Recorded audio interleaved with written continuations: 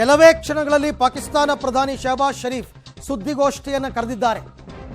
ನಿನ್ನೆ ರಾತ್ರಿಯಷ್ಟೇ Bharat air strike ಅನ್ನು ಮಾಡಿತ್ತು. ಈಗಾಗಲೇ ಪಾಕಿಸ್ತಾನದಲ್ಲಿ ತುರ್ತು ಪರಿಸ್ಥಿತಿಯನ್ನು ಘೋಷಣೆ ಮಾಡಲಾಗಿದೆ.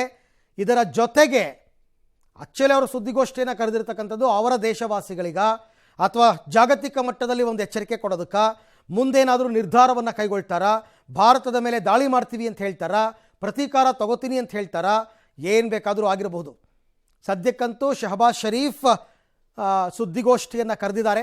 ನನ್ನ ಪ್ರಕಾರ ಆ ಥರ ದಾಳಿ ಮಾಡುವ ವಿಚಾರವನ್ನು ಹೇಳೋದಾದರೆ ಸೇನಾ ಮುಖ್ಯಸ್ಥರು ಮಾಡ್ತಾರೆ. ಬಟ್ ಭಾರತವನ್ನು ಒಂದಷ್ಟು ತೆಗಳಬಹುದು ಶಹಬಾಜ್ ಶರೀಫ್.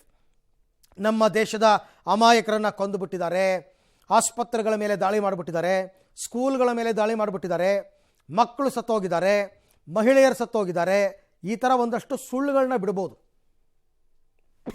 ಸೇನಾ ದಾಳಿ ವಿಚಾರಕ್ಕೆ ಬರೋದಾದರೆ ಅದು ಸೇನೆಯ ಮುಖ್ಯಸ್ಥರು ಮಾಡ್ತಾರೆ. ತುರ್ತು ಪರಿಸ್ಥಿತಿ ಘೋಷಣೆಯಾಗಿದೆ. ತನ್ನ ದೇಶದ ಸ್ಥಿತಿಗತಿ ಏನು ಅನ್ನೋದನ್ನು ಆತ ಸುದ್ದಿಗೋಷ್ಠಿಯಲ್ಲಿ ಎಕ್ಸ್ಪ್ಲೈನ್ ಮಾಡಬಹುದು.